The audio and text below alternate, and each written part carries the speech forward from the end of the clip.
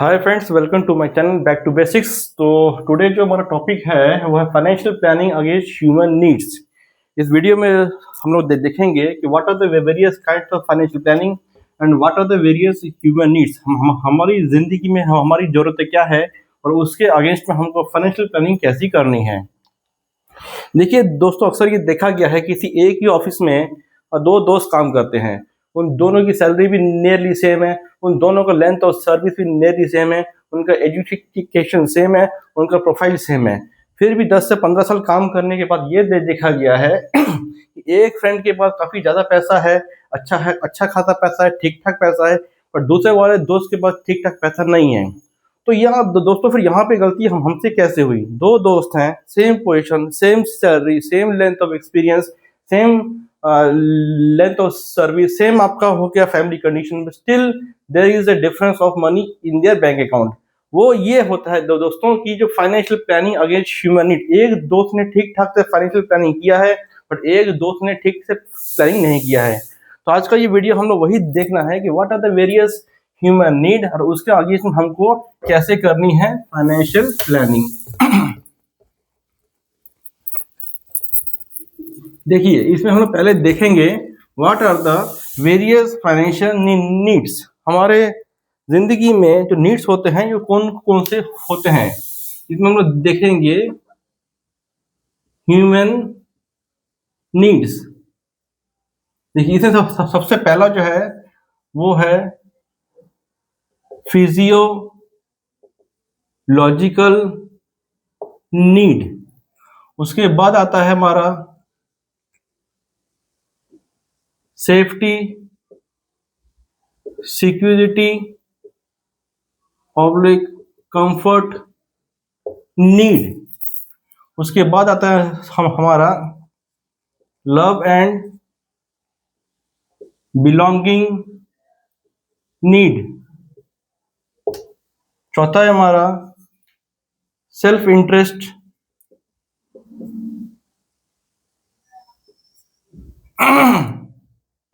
Public actualisation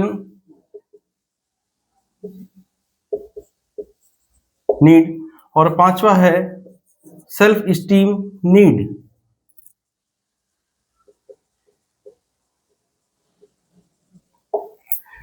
देखिए friends, आदमी छोटा हो, बड़ा हो, गरीब हो या पैसे वाला हो, यही 5 नीड सबकी जिंदगी में रहते हैं। पहला हमारा फिजियोलॉजिकल नीड, उसके बाद हमारा safety, security and comfort need, उसके बाद में हमारा लव एंड बिलोंगिंग नीड, उसके बाद है self interest and self actualization need, और उसके बाद है हमारा सेल्फ एस्टीम नीड। देखिए, फिजियोलॉजिकल नीड क्या होता है? Physiological need is the basic need which is also called as survival need, मतलब रोटी, कपड़ा और मकान। इसमें हमारा आता है food cloth and shelter. Food cloth and shelter, ये इसको बोला जाता है बेसिक सर्वाइवल नीड। जिसके बगैर इंसान जिंदा नहीं रह पाएगा वो है हमारा physiological need, survival need, food cloth and shelter. अगर इंसान के पास थोड़ा सा भी पैसा अगर आएगा तो पहला जो नीड को हमें पूरा करना है वो है survival need, food cloth and shelter.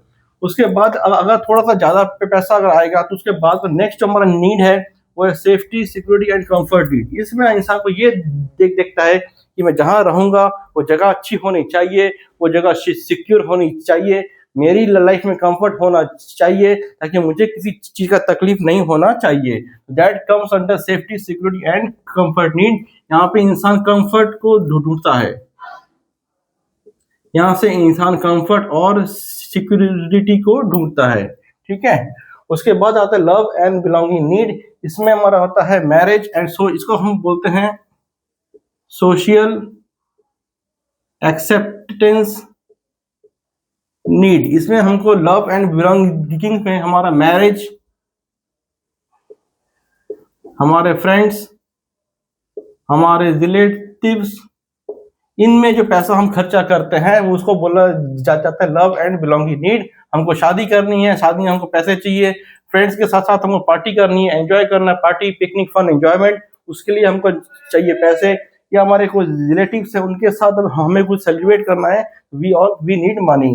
Third need is the love and love and belonging need which is also called as social acceptance need.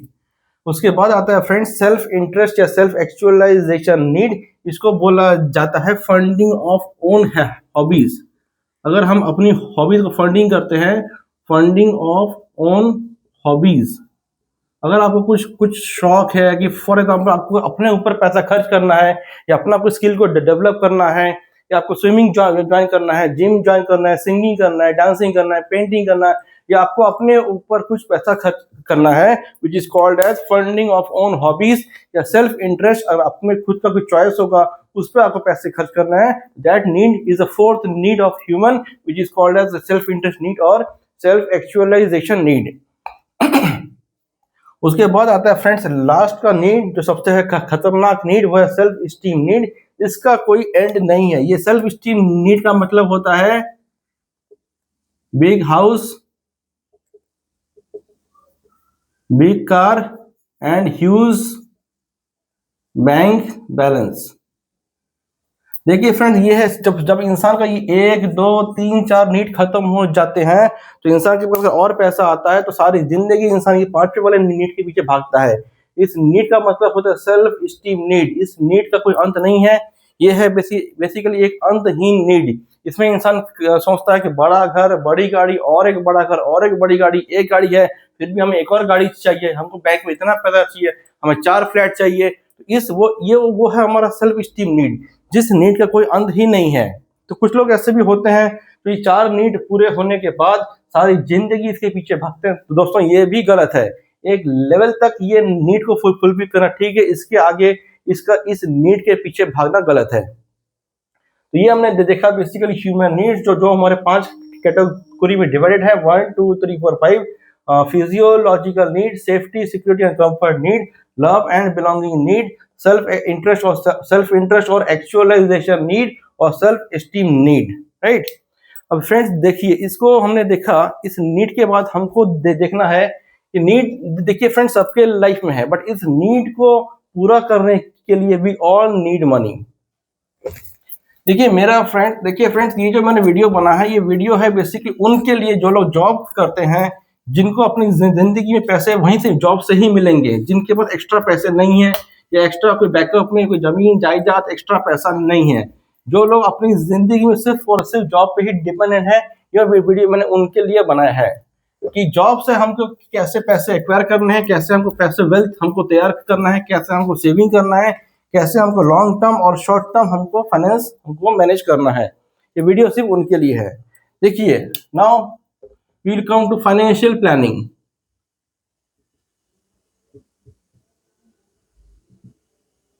देखिए फ्रेंड्स, फाइनेंशियल प्लानिंग 2 तरह का होता है। एक होता है शॉर्ट टर्म, एक होता है लॉन्ग टर्म।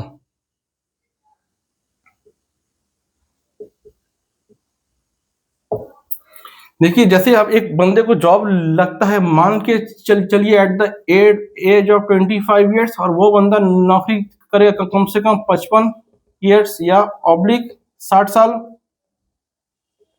25 में अगर जॉब लग गया, कम से कम 35 साल की नौकरी करनी है। 35 ईयर्स हमको एक जॉब में हमको स्पेंड करना है कि अगर आपके पास कोई अच्छा खासा बैकअप या अच्छा खासा बिजनेस या अच्छा खासा घर में पैसा ना हो तो आपको सिंपल सा फंडा है, जॉब ही करना है।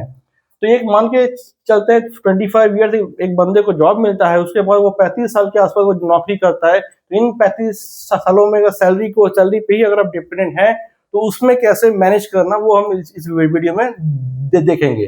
देखिए, शॉर्ट टर्म अगर हमको कुछ इन्वेस्ट करना है, उसमें सबसे पहला है एफडी और है हमारा आरडी। ये एफडी क्या है? Basically FD is basically fixed deposit. FD जो है ये हमारा फिक्स्ड डिपॉजिट बोलते हैं, फिक्स्ड डिपॉजिट।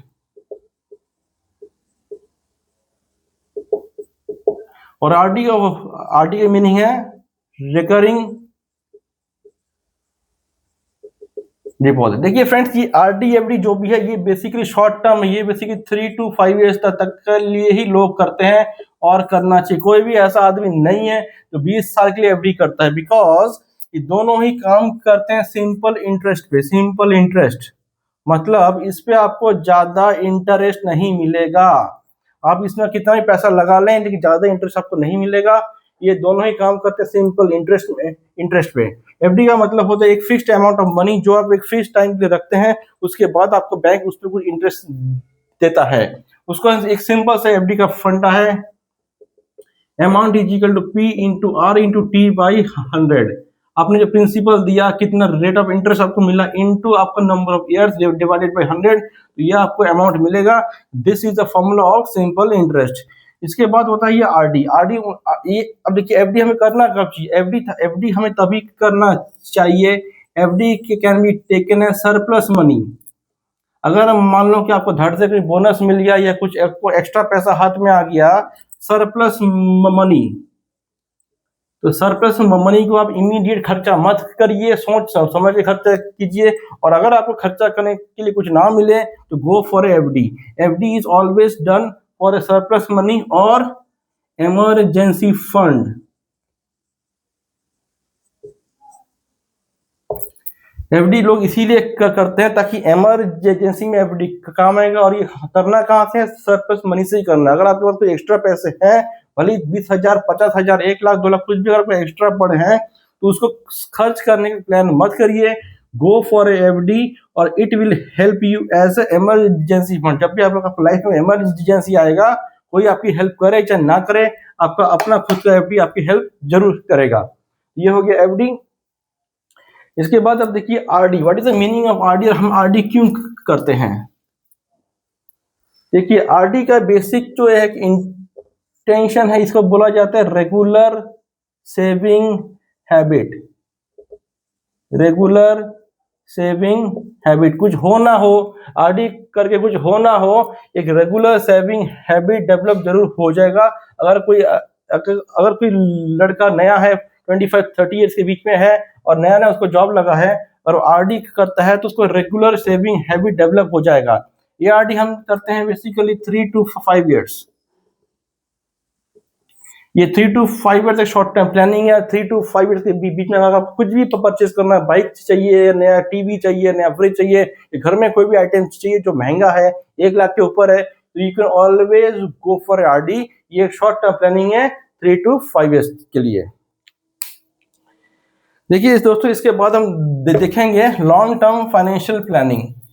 अगर आपको शॉर्ट टर्म करना है तो FD and RD are the best option. इसके आगे हम लोग देखेंगे लॉन्ग टर्म फाइनेंशियल प्लानिंग। देखिए दोस्तों, क्या होता है, जैसे जैसे हमारी एज बढ़ेगी हमारी काम करने की क्षमता कम हो जाएगी। अगर आपको आज 25 साल के हैं तो आगे जाके आपकी एज हो जाएगी 40, 45, 50, 55, 60। जैसे जैसे एज बढ़ेगी वैसे वैसे काम करने की क्षमता कम हो जाएगी और खर्चे बढ़ेंगे। मतलब जैसे जैसे हमारा एज बढ़ गया, हमारा बढ़ गया, हमारा काम करने की क्षमता कम हो गया, बट हमारे खर्चे और बढ़ गए। इसका मतलब क्या हो गया? हम तो इनकम तो कर नहीं पाएंगे, उल्टा हमारे खर्चे बढ़ गए। तो हमें कुछ ऐसा करना पड़ेगा, कुछ ऐसा सोचना पड़ेगा ताकि वक्त के साथ साथ, टाइम के साथ साथ, भले हम काम करने की क्षमता कम हो जाए, हमारा पैसा बढ़ने को होना, हमारा पैसा बढ़ेगा। मतलब वेल्थ क्रिएशन लॉन्ग टर्म जो हम करते हैं, इसका मेन इंटेंशन होता है वेल्थ क्रिएशन।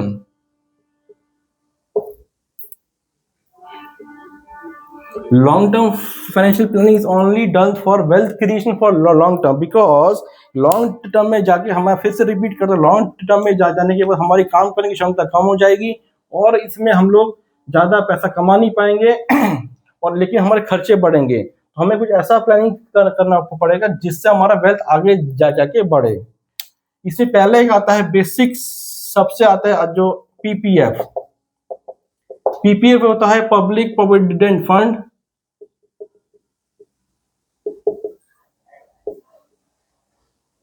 सेकेंड आता है म्यूचुअल फंड, एसआईपी।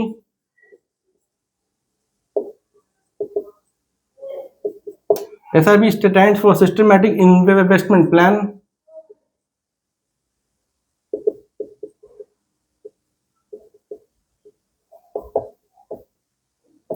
ठीक है। इसके बाद एक आता है एनपीएस।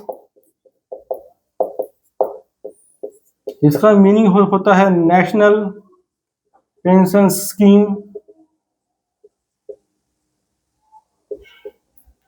और अगर आपको फीमेल चाइल्ड है तो उसके लिए आता है सुकन्या समृद्धि योजना।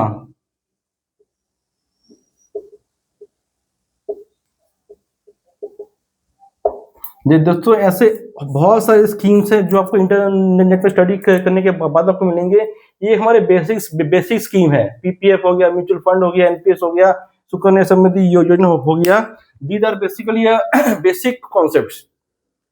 ये जो भी हमारे हैं ये कम से कम 10 से 15 साल तक के लिए है। ये लॉन्ग टर्म जो फाइनेंशियल प्लानिंग करते हैं, ये लॉन्ग टर्म में होता है मिनिमम 15 ईयर्स, 15 साल से 20 साल तक का। अगर आप सोचेंगे कि 5 साल बाद मैं अगर पैसा बाहर निकालूंगा तो आपको बेनिफिट नहीं मिलेगा। कम से कम 15 से 20 साल तक का अगर आप प्लानिंग करते हैं तो आफ्टर 15 to 20 ईयर्स जब आपकी काम करने की क्षमता कम हो जाएगी, आप पहले जैसा उतना काम कर नहीं पाएंगे, बट बैकअप में आपका वेल्थ अच्छा खासा बन जाएगा ताकि आपको दिक्कत ना आए। बिकॉज देखिए फ्रेंड्स, हमारा आगे जाकर खर्चे हमारे बढ़ेंगे। आपकी शादी होगी, आपके बच्चे होंगे, बच्चे का स्कूल होगा, उसका कॉलेज होगा, उसकी शादी होगी, खर्चे कभी भी कम नहीं होंगे। बट हम उल्टा हमारा काम करने का क्षमता कम हो जाएगा। But we all need money after 10 years 15 years. वक्त के साथ साथ we all need more money. तो मोर मनी अगर चाहिए तो हमको इसमें इन सब बातों में इन्वेस्ट करना ही पड़ेगा। ये पीपीएफ जो होता है बेसिकली पब्लिक प्रोविडेंट फंड है, ये गवर्नमेंट का है। इसमें आप लोग एवरी मंथ एवरी ईयर कुछ इन्वेस्ट करिए, कम से कम 15 से 20 साल आप लोग इसमें इन्वेस्ट करिए। After 15 years 20 years you will get A good amount of money. इसके आगे आता है म्यूचुअल फंड, एसआईपी इसको बोलते हैं, सिस्टमेटिक इन्वेस्टमेंट प्लान। ये SIP you can start from minimum 500 rupees also. कहीं भी ऐसा लिखा नहीं है कि आपको महीने का अच्छा खासा पैसा एसआईपी में देना पड़ेगा, तो महीने का अच्छा खासा पैसा पीपीएफ में देना पड़ेगा। Depending on your salary, depending on your capacity, depending on your saving, you can start PPF and mutual fund. जितना भी आपकी क्षमता है, कहीं भी लिखा नहीं है कि महीने का 1 लाख यहाँ देना है या महीने का 50,000 यहाँ देना है। जितना आपका कैपेसिटी है, स्टार्ट फ्रॉम 500 रुपया से भी आप चालू करें तो आराम से आप ये और ये आप कर सकते हैं। बट फॉर लॉन्ग टर्म, 1 साल करने के बाद अगर मन किया मुझे ये नहीं करना, अच्छा नहीं लगा, तो ये आपको बेनिफिट नहीं मिलेगा। कम से कम 15 से 20 साल आपको ये 2 प्लानिंग करना है, पीपीएफ और म्यूचुअल फंड। इससे आपका अच्छा खासा सेविंग होगा। इसके बाद आता है NPS. NPS stand for national pension scheme. अगर आपको एक अच्छी रिटायरमेंट लाइफ चाहिए तो काफी लोग इसमें पैसा इन्वेस्ट करते हैं ताकि सारी जिंदगी, भले हमने काफी मेहनत की, भागत दौड़ी की, पर 60 साल के बाद जब हम इसको रिटायर करेंगे, we should have a good amount of money in our pocket. तो उसके लिए हम करते हैं एनपीएस। ये भी एक लॉन्ग टर्म फाइनेंशियल प्लानिंग है जो काफी आपको 15 से 20 साल 30 साल आपको पेमेंट करना है। उसके बाद you will get A good amount of money when you retire. उसके बाद आता है हमारा सुकन्या समृद्धि योजना। ये जो योजना है ये है हमारा फीमेल चाइल्ड के लिए, जिनको बेटी हुई है उनके लिए बहुत ही अच्छा स्कीम है सुकन्या समृद्धि योजना। अगर आप इस स्कीम में पैसा इन्वेस्ट करते हैं तो जैसे जैसे आपकी बेटी बड़ी होगी, उसका एजुकेशन, उसकी पढ़ाई, उसकी शादी, उसका हर खर्चा आपको एक टाइम के बाद ऑटोमेटिक इसके थ्रू मिल जाएगा। आपको सोचने की जरूरत नहीं पड़ेगी पैसा कहाँ से आएगा। देखिए फ्रेंड, ये जो स्कीम्स इसलिए होते हैं ताकि आपको लॉन्ग टर्म आगे जाके सोचना ना पड़े। जितना आपको सोचना है वो अभी आप सोच लो, अब आप इन्वेस्ट करना चालू कर दो। ज्यादा किसी से बातचीत कर रहे हैं, ज्यादा किसी की राय लेने की जरूरत नहीं। 4 लोगों से बात करेंगे, वो 4 तरह का राय देंगे। सिंपल सी बात है, आपको ये अकाउंट खोलना है और आपको इन्वेस्ट करना। आप कितना भी 100 रुपया, 500 रुपया, 1000, जितना भी आपकी क्षमता है, जितनी भी आपकी सैलरी है, उसके अकॉर्डिंग यू कैन स्टार्ट और you can start any time. जितना जल्दी आप लोग शुरू करेंगे उतना ही जल्दी it will help you for creating a good wealth. देखिए इतना हमने बात तो कर लिया कि लॉन्ग टर्म, शॉर्ट टर्म ये करना, बट ये पैसा आएगा कहाँ से? मिडिल क्लास में सबसे बड़ी प्रॉब्लम ये होती है, जो लोग जॉब करते हैं, कि पैसा आएगा कहाँ से? हमको सैलरी मिलती है काफी कम, तो उसमें से हमें खर्चे भी करने हैं, हमको लाइफ भी लीड करनी है, तो पैसा आएगा कहाँ से? हमको पहली बार ये पहला पता करना है from where we will get money to invest in these schemes। देखिए उसमें now I will check what are the various ways where we can save money। देखिए हमको पैसे सेव कहाँ पे करने हैं। देखिए फ्रेंड्स, अगर आपको अभी पैसा from where we will get money, from where we will get money for saving and investment.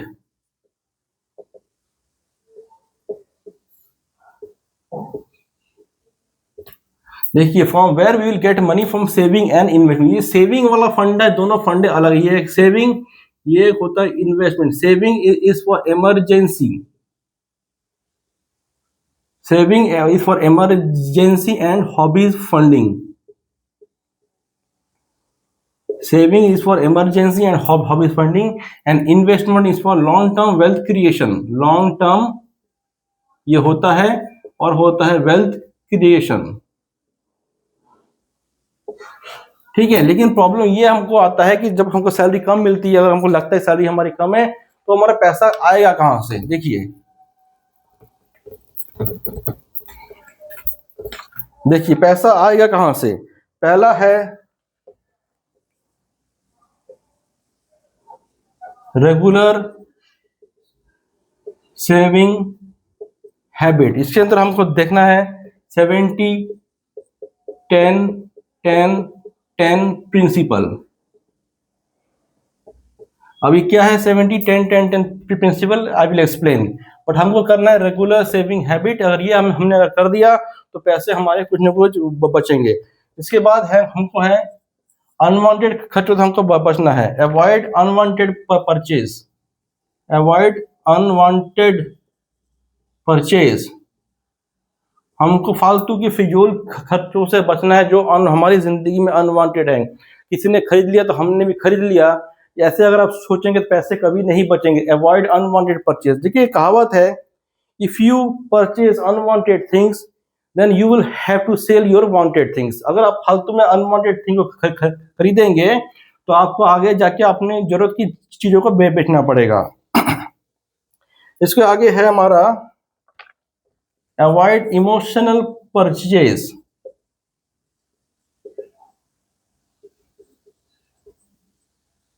Avoid emotional purchase. उसके आगे है avoid impulsive purchase.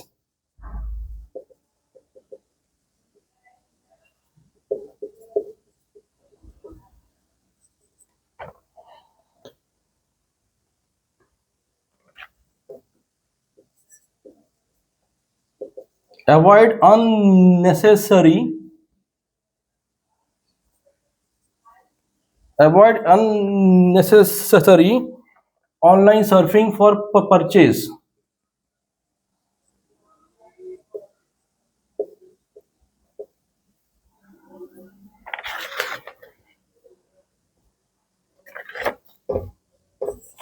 Avoid purchase for status symbol. और ये सेवेंथ है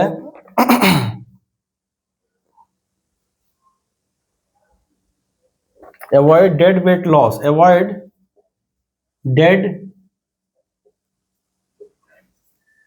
वेट लॉस। देखिए अब मैं सारे टॉपिक पे अच्छे से मैं आई विल एक्सप्लेन ये मैंने क्या क्या लिखा है यहाँ पे। देखिए friends, from where we will get money for saving and in investment. जब मैंने पहले ही बोला saving is for short term, ये होता है short term investment, emergency fund and funding our own hobbies. और इन्वेस्टमेंट का मतलब होता है लॉन्ग टर्म वेल्थ क्रिएशन। ठीक है, अब देखिए हमको पैसा कहाँ से आएगा? पहला है हमारा रेगुलर सेविंग हैबिट, हमको एक रेगुलर सेविंग हैबिट डेवलप करना पड़ेगा। इसके अंदर हमको देखना है 70 10 10 10 प्रिंसिपल भी क्या होता है, I will explain after some time. इसके बाद आता है अवॉइड अनवांटेड परचेज, हमको अपनी जिंदगी में रिक्वायरमेंट और लग्जरी को समझना पड़ेगा। रिक्वायरमेंट वर्सेस लग्जरी, हमको अपनी जिंदगी में रिक्वायरमेंट और लग्जरी को समझना पड़ेगा। क्या हमारी रिक्वायरमेंट है, क्या हमारी लग्जरी है? अगर किसी इंसान ने इसको समझ लिया तो दैट इंसान can avoid the unwanted purchase. हमने अनवांटेड परचेज कम करेंगे, ताकि उससे पहले हमको अपने रिक्वायरमेंट और लग्जरी को समझना पड़ेगा।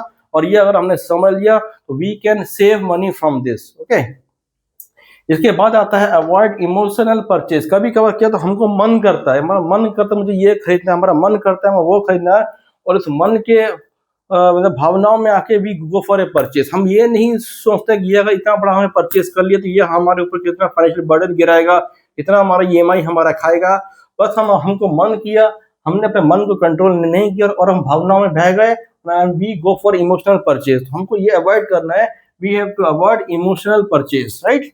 उसके बाद एक आता है इम्पल्सिव परचेज। धड़ से कभी कभार फ्रेंड एक देखा होगा, हम कुछ सोचते हैं और धड़ से माइंड में कुछ आता है और हम गाड़ी लेके निकल जाते हैं उसको परचेज करने।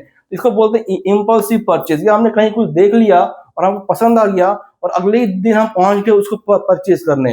हम बिल्कुल नहीं सोचते कि वो मेरी रिक्वायरमेंट में है या मेरी रिक्वायरमेंट नहीं है, मुझे उसका काम है कि नहीं है, या वो परचेज करने के बाद मुझे कितना फायदा होगा, कितना नुकसान होगा, कितना मेरे ऊपर बर्डन आएगा, ये हम नहीं सोचते हैं। तो इसको बोला जाता है इम्पल्सिव परचेज। हमको इससे बचना है।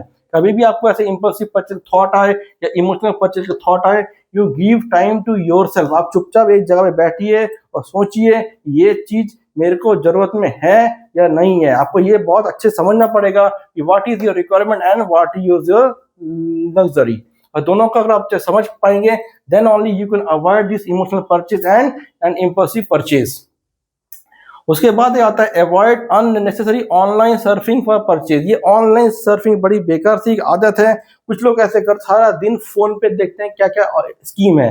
देखिए फोन पे जब आप लोग देखेंगे, सारा दिन आप टाइम फोन पे स्पेंड करेंगे तो आपको ऑटोमेटिक एक अट्रैक्शन आएगा। जो चीजें आपको जरूरत नहीं भी है you will go for purchasing them. पहले के जमाने में क्या था, हम पहले में ऑनलाइन था नहीं।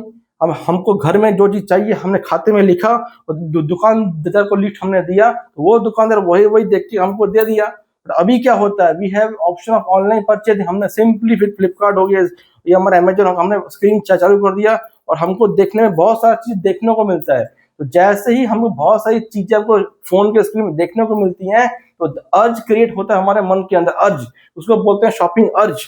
तो ये शॉपिंग अर्ज बेकार में क्रिएट होता है एक्सेसिव अगर आप सर्फिंग करते हैं तो।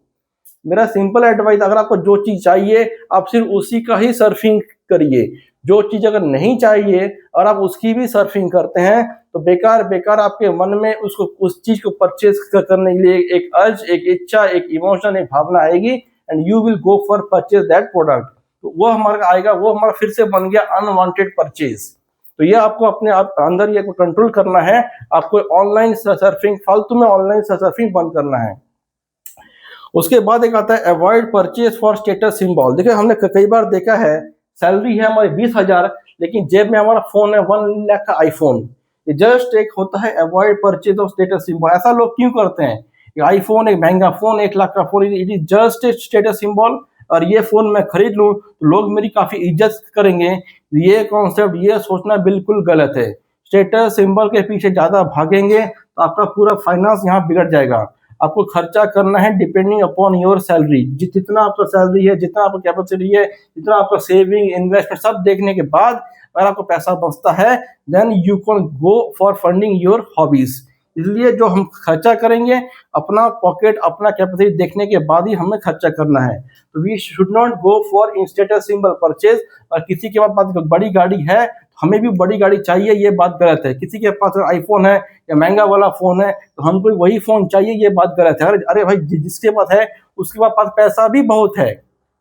अगर किसी की सैलरी 1 लाख है, 2 लाख है, वो फोन परचेज करता है, 1 लाख का फोन परचेज करता है, दैट इज डिफरेंट थिंग।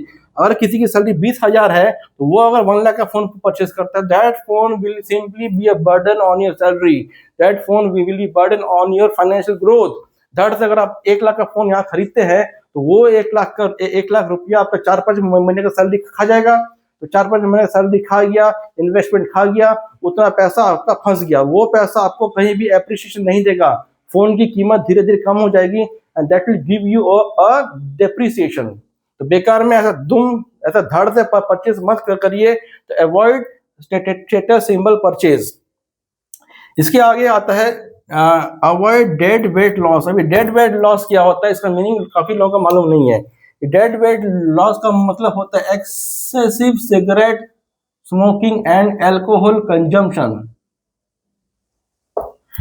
देखिए फ्रेंड्स, हमारे समाज में काफी लोग हैं जो सिगरेट और ये शराब का सेवन करते हैं।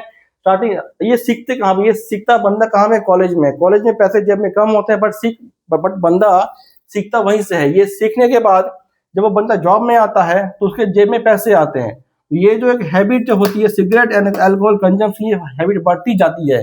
The more you get money तो more you get use to of cigarette and alcohol. अब होता क्या है देखिए, एक ऐसा टाइम आएगा अब आपकी लाइफ में जब आप सिगरेट और अल्कोहल के बिना काम ही नहीं कर पाएंगे। आपकी बॉडी, आपका mind will be huge dependent on cigarette and alcohol. तो होता क्या है, ये जो दो चीज है इसके ऊपर काफी सारा पैसा इंसान का बर्बाद हो जाता है। और वही हम पैसा इसमें हम बर्बाद ना करें, ये इसका यूज को हम मिनिमाइज करते हैं तो we will be able to save a good amount of money. For example देखिए, अब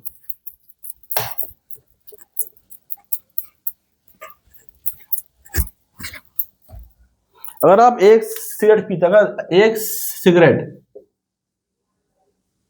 इसका कॉस्ट कितना है, ₹10। दिन में कम से कम पांच भी अगर पीते हैं तो कितना हो गया, 1 डे। अगर आप 5 पीते हैं तो क्या हो गया, 10 इंटू 5 इज इक्वल टू 50। दिन का हो गया आपको ₹50।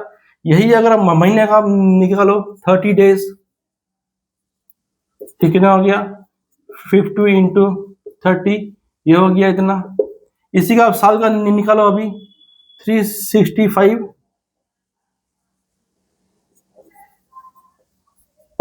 ये कितना होगा, ये इंटू 12, ये कम से कम अराउंड आएगा 20,000। ठीक है, अब आप देखिए, अब इसी को 5 साल का निकालिए, 5 ईयर्स करिए इंटू 5, तो ये कितना हो गया, 20,000 into 5 is equal to 1 lakh.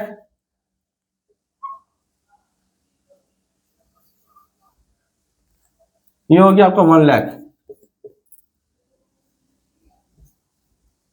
देखिए एक सिंपल सा कैलकुलेशन, अगर आप एक सिगरेट दिन का पीते हैं तो वो हो गया ₹10, और या 5 से पीते हैं तो दिन का हो गया ₹50। 30 डेज में अगर डेली आप पीते हैं तो वो हो गया आपका 1,500। वही आप देखिए 365 दिन साल का और 5 साल का। 5 साल में अगर सिगरेट आप नहीं पियेंगे, सिंपल सा फंडा है, आपकी तबीयत भी खराब कम होगी और आपके पास ऑटोमेटिक एक कैश फ्लो आ जाएगा 1 लाख का। अगर आप चाहें तो अगर एक अच्छी बाइक आप इसमें खरीद सकते हैं 1 लाख के अंदर। कॉन्सेप्ट एक सिंपल है, अगर आप सिगरेट छोड़ते हैं तो आपका पैसा भी बचेगा और आपका तबीयत भी कम खराब होगा। और ऐसे सेम है अल्कोहल कंजम्पशन। जो लोग ये शराब पीते हैं, जो लोग रेगुलर शराब पीते हैं, they use to spend a big amount of money every weekend on alcohol. अगर आप इसी पैसे को सेविंग करते हैं, उसी का अगर आप कोई SIP करते हैं, सिगरेट शराब कम करके उसी का अगर आप कोई SIP करते हैं या कहीं पे इन्वेस्ट करते हैं, तो after 15 to 20 years you will get a good amount of money। ऊपर से आपका तबीयत भी कम खराब होगा।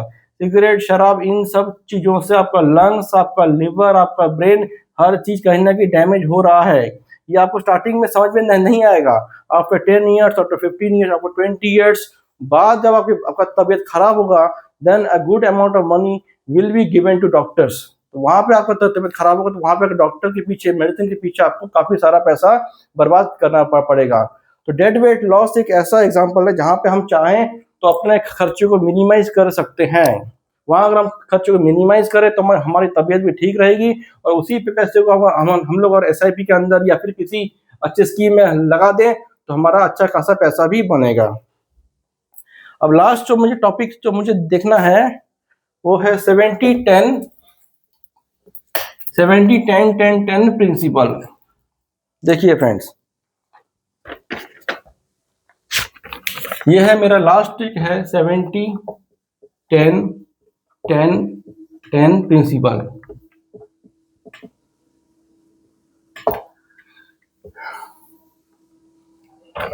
देखिए इसमें क्या है, इसमें जो हमारी जो भी सैलरी है उसका 70% ऑफ द सैलरी हमें करना लिविंग एक्सपेंस के लिए। लिविंग एक्सपेंस इसमें हमारा सारा जाएगा, रूम का रेंट, फूड, क्लोथिंग, आपके बिल्स, आपके मेडिसिन्स, ट्रांसपोर्ट, etc. मतलब 70% of the salary will be used by living expenses. You can invest on living expense, rent, food, clothing, bills, medicines, transport, etc. उसके बाद जो हमारा 10% नेक्स्ट जो हमारा 10% रहेगा उसको हमको यूज करना है dedicated for short term, dedicated for short term money इसको बोलता है, या फिर और इमरजेंसी फंड। आपकी जो भी सैलरी होगा उसका 70% you can use anyway, 70% you can use for living expense, rent, food, clothing, bills, medicine etcetera. 10% you have to use dedicatedly for short term money और इमरजेंसी फंड, और इसी को बोलते हैं इमरजेंसी को एफडी या RD fund. RD and FD is always taken as emergency fund या short term fund. इसके आगे आते 10%। ये 10% आपको देना है long term investment. Long term investment इसमें आता है हमारा पीपीएफ और या फिर एसआईपी, पीपीएफ, एसआईपी या एनपीएस। 10% आपको देना है, मिनिमम 10% आपको देना है पीपीएफ, एसआईपी, एनपीएस।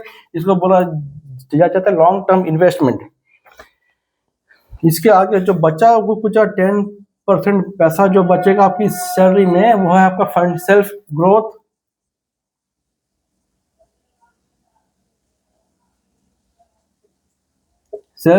या सेल्फ इन्वेस्टमेंट, या इसको बोला जाता है फंडिंग हॉबीज।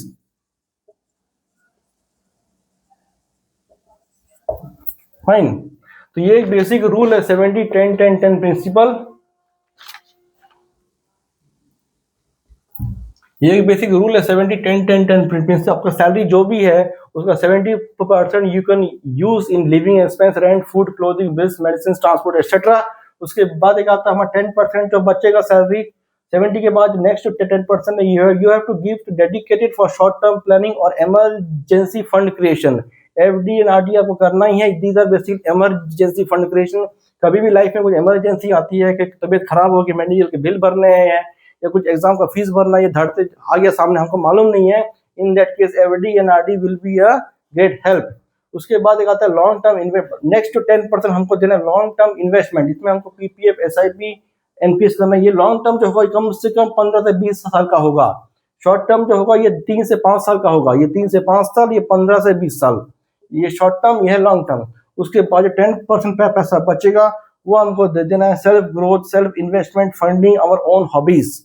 और हम ऐसा रूल मान के थोड़ा सा सोच के प्लानिंग करके अगर हम करते हैं तो we will be able to save some money. और मैं पैसा बचेगा तो ही हम पैसा इन्वेस्ट कर पाएंगे। पैसा बाहर से आएगा, जितनी सैलरी है उसी में से हमको सेव करना है और उसी में से हमको इन्वेस्ट करना है। It means good planning is required.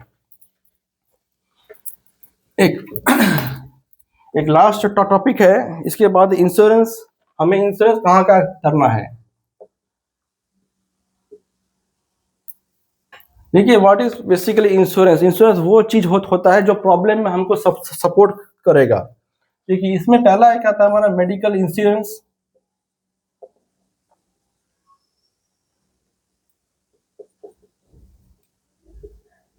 Medical insurance, उसके बाद एक आता है जनरल इंश्योरेंस,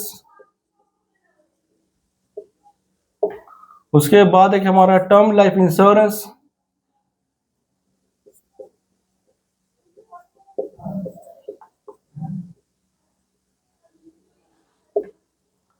या इसको बोलते हैं लाइफ इंश्योरेंस ऑब्लिक LIC। देखिए फ्रेंड्स, इसमें हमको इसका मीनिंग है, मेडिकल इंश्योरेंस हम किस लिए करते हैं। अगर हमारे पास 5 लाख, 10 लाख, 15 लाख कुछ अच्छा खासा एक मेडिकल इंश्योरेंस हमारे पास रहेगा तो कभी भी अगर तबीयत खराब होगी we can have a good treatment at a better place. तबीयत खराब कभी भी बोल के नहीं होगा। कभी भी तबीयत खराब हो जाए, कभी भी कुछ एक्सीडेंट हो जाए, ये सब चीजें प्रॉब्लम कभी भी बोल के लाइफ में नहीं आएगी। तो उसके लिए कम से कम अच्छा medical insurance around 5 lakh to 10 lakh एक अच्छा सा मेडिकल इंश्योरेंस जरूरी है। ताकि अगर कभी भी आपकी लाइफ में प्रॉब्लम आए, कुछ इमरजेंसी हो जाए, कुछ एक्सीडेंट हो जाए, तबीयत खराब हो जाए और सर्जरी करना पड़े, तो आपको किसी के पास पैसे मांगने की जरूरत ना पड़े।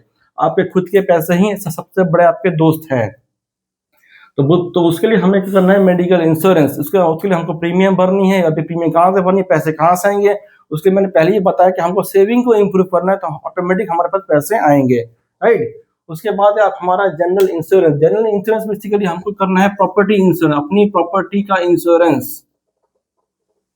आपका बड़ा सा कोई शॉप है या आपने बड़ी सी कोई गाड़ी है, दुकान है, उसका आपको इंश्योरेंस करके रखना है। बिकॉज कोई भरोसा नहीं है कि कोई कब गाड़ी खराब हो जाए, गाड़ी की कुछ एक्सीडेंट हो जाए, दुकान डैमेज हो जाए, कुछ भी हो जाए, तो हम उसको चोरी हो जाए, तो उसके लिए हमको इसका इंश्योरेंस करना पड़ेगा। इसको बोलते हैं property insurance, which comes under the general insurance category.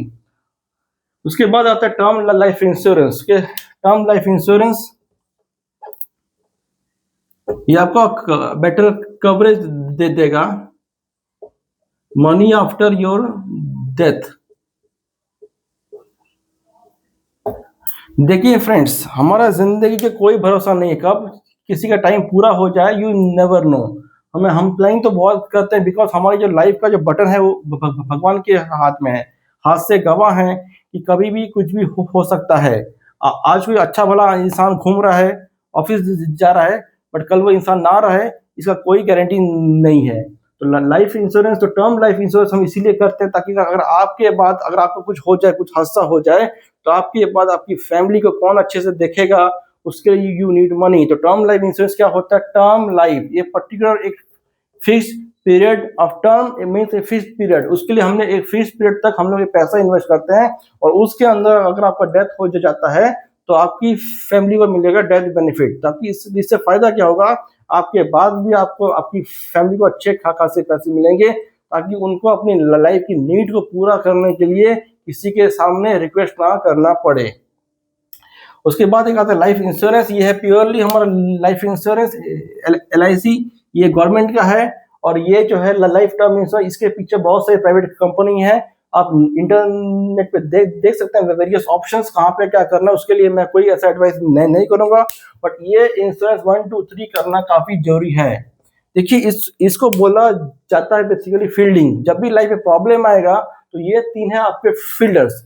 Problem आएगा तो ये फील्डर्स उस बॉल को पकड़ लेंगे, प्रॉब्लम वही बॉल को पकड़ लेंगे। कभी भी प्रॉब्लम आएगा, मेडिकल इंश्योरेंस किया हुआ हो तो आपको कोई टेंशन नहीं, बिंदास रहिए, आपको मेडिकल का बिल ये इंश्योरेंस हमारा पूरा पे कर देगा। अगर आपकी गाड़ी, आपकी प्रॉपर्टी में कुछ भी नुकसान होता है और उसके अगर आपके पास इंश्योरेंस है तो आप बिल्कुल टेंशन फ्री रहिए, आपको आराम से यहाँ पे पैसा मिल जाएगा। ये अगर आपके साथ कोई हादसा भी होता है, उसके बाद आपकी फैमिली को टेंशन नहीं रहेगा, because your family will get the benefit. अगर लेकिन ये आप नहीं करते हैं तो क्या हो जाएगा, अगर ये 3 इंश्योरेंस नहीं करते हैं तो इतनी मेहनत से जो आपने short term planning, long term planning, saving जो किया है, वो सारा का सारा सेविंग 1 हफ्ते 1 महीने के अंदर निकल जाएगा। उसके लिए जरूरी है ये तीनों इंश्योरेंस करना। सिर्फ saving, long term saving, short term saving से नहीं होगा, प्रॉपरली इंश्योरेंस करना पड़ेगा। अगर हम इंश्योरेंस नहीं करते हैं तो आपकी सारी मेहनत, सारा सेविंग 1 महीने के अंदर निकल जाएगा। जैसे कि बड़ा प्रॉब्लम, कोई बड़ी बीमारी आपके लाइफ में आएगी तो सारा का सारा पैसा आपका पानी की तरह बह जाएगा। इसलिए कहते हैं कि मेडिकल इंश्योरेंस बहुत ही जरूरी है, ताकि सेविंग को धक्का ना लगे। देखिए फ्रेंड्स, मैंने इस वीडियो में काफ़ी ट्राई किया, जितना मुझे मालूम है रिगार्डिंग फाइनेंशियल प्लानिंग, उतना मैंने इस वीडियो में ट्राई किया कि सबको समझे। ताकि ये जो लोगों को प्रॉब्लम होता है कि इतने साल जॉब कर लिया, 10 साल जॉब कर लिया, 15 साल जॉब कर लिया, फिर भी जेब में ठीक ठाक पैसे नहीं हैं, उन लोगों को शायद थोड़ा सा बेनिफिट मिले मेरा ये वीडियो देखने के बाद कि कैसे प्लानिंग करनी है, ताकि आपका जो बेसिक नीड भी आपका पूरा हो और आपका वेल्थ क्रिएशन भी ठीक से बने। Thank you very much.